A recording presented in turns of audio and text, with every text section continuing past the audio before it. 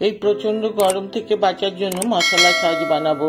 পেটের জন্য খুব ভালো, পেট ঠান্ডা রাখে। এই মশলা সাজ বানানোর জন্য প্রথমেই আমি মশলা বানিয়ে নেব। 2 চামচ জিরে, 1 চামচ মৌরি, গোলমরিচ, কারি পাতা, লবঙ্গ। এটা খুব কম আছে, আমি ভেজে নেব। কারি পাতাটা যতক্ষণ পর্যন্ত একটু মচমচে ধরনের ভাজানো হবে ততক্ষণ ভেজে নিতে হবে। আঁচটা খুব কম করেই ভাজতে হবে। এইভাবে ভেজে নেওয়ার পর একটা বাটিতে ঠান্ডা করার জন্য নামিয়ে নিয়ে ওর মধ্যে নুন, বিট লবণ, চাট মশলা না থাকলে একটু আমচুরও দিয়ে দিতে পারেন, দিয়ে এইভাবে গুঁড়িয়ে নিতে হবে। এবার একটা মিক্সি জারের মধ্যে কিছুটা বরফ নিয়ে নিলাম, দই দিয়ে দিলাম।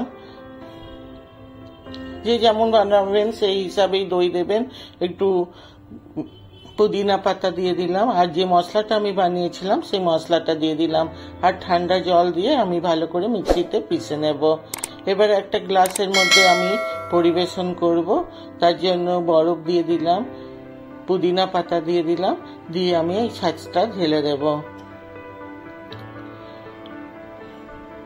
এইভাবে ঢেলে দিতে হবে।